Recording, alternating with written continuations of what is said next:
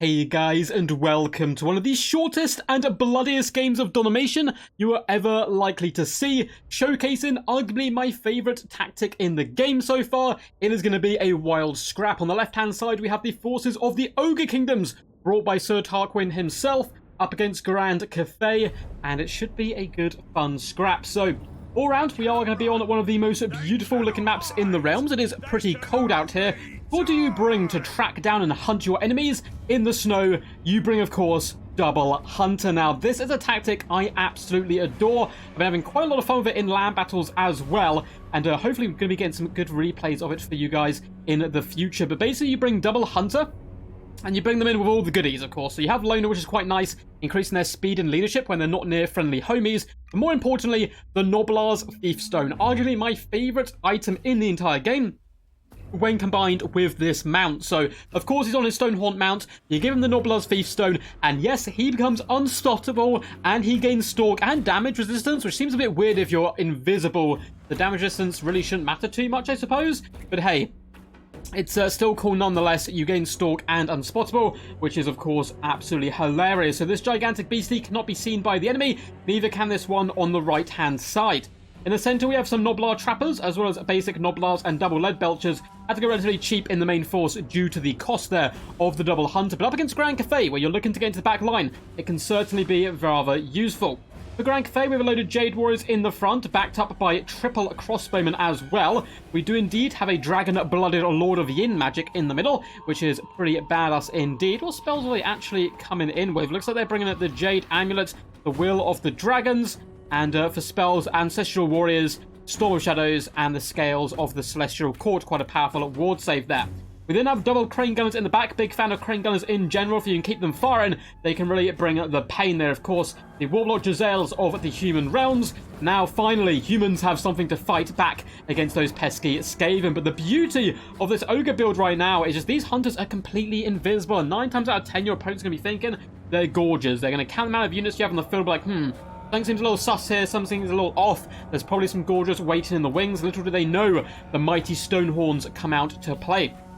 So the Ogre's army advancing in the center, in a bit of a feint. It's looking just to try to drag in all of the Cathay forces where possible, when the Double Hunter is sneaking around the outside to try to get into this juicy back line. Look at this, double Crane Gunners, triple up Peasant Archers, or Crossbowmen in there as well. It's such a nice target to shut down with the double Stonehorn, and it looks like the Grand Cathay are marching blindly under the guise that their Emperor would protect them into the trap sprung by the Ogres. Ogres are generally thought of as quite simple-minded creatures, and it looks like the Ogre Kingdom General today is going out to prove that that is a myth, and in reality, Ogres are just as brutal and vicious as any cunning gobbo. We do have some Sabertusk packs being summoned, as well as Noblar Trappers to claim Objective 3. Sabertusk probably want to whip around and help support the giant Stonehounds, who are starting to spring their traps, so lovely timing. Both of them are going to be coming in at roughly at the same time. They're still hidden at the moment. They can get disgustingly close before they get spotted, and now the first Javelin has been launched, and the Cathay General knows something's up, but he doesn't quite know what it is yet, as the Stonehorns bound into the back line and start crushing underneath them the Crane Gunners, who are incredibly squishy and incredibly expensive, as the Stonehorns run rampant now over the double Crane Gunner, getting some insane value straight out of the gate. One Crane Gunner unit is already broken and running to save its own skin. The other one about to be jumped, as Sabertusks also sneak through the front line, do some brilliant micromanagement there by the Ogre player, and is able to hunt down some of these pesky Peasant Archers. And now the Hunters are just all over the range. You can see one unit of Crane Gunners is gone. Both units of Crane Gunners are now routing. Terracotta Sentinel has been summoned, but it is a disaster start for Grand Cathay here. Sabertusks running over all their ranged troops as well, and the Stonehorns are running rampant. Both Crane Gunners have been forced from the battlefield for now, and the Ogres swarm the middle. Double Lead Belcher is going to be applying a bucket ton of long-range fire as the Cathay force is scrambling to defend itself. There will be some long-range bombardments coming from the Lead Belchers as Ogre Balls and Noblars move into the middle. Objective 3 is going to be secured, as well as Objective 1 by the Noblar Trappers. Could see an early triple cap here as Lead Belchers continue to pour on the fire, focusing down the enemy halberds, which is a fantastic target, of course. Sabertusk pack have gone down here, and it looks like the Stonehorn Hunters have been forced off for now, with the Terracotta Sentinel coming in. but they've already paid for themselves. They've already done the damage. They've forced off all of the range contingent pretty much of Grand Cathay. Both crane gunners are running for their lives, and now there's 2 Stonehorns rampaging around the Cathay deployment zone. It is looking nigh on unwinnable already for Grand Cathay as their forces get annihilated on the approach. The double lead belchers eviscerating their enemy who march in, getting some pretty bad PTSD here as cannons sing a glorious tune of death and destruction as the halberds continue to march and explode on approach. Noblars will be moving in alongside the Ogre Bulls to intercept the Cathay player as we have Iron Guts summoned as well. And in the back, it is just havoc. Sabertusk Pack are in the on the back line as well. Both of the crane gunners, there's no way they're getting saved. One it's been shattered, the other looks like it's going to go down, and the hunters barely a scratch on them. Lovely play by the Ogre player, and it is already a triple cap.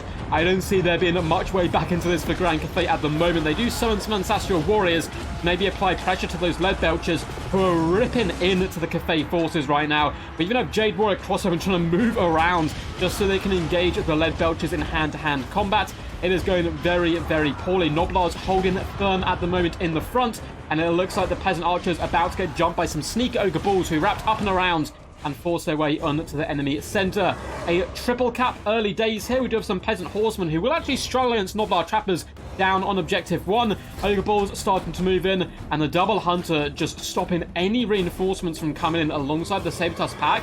It is really brutal stuff.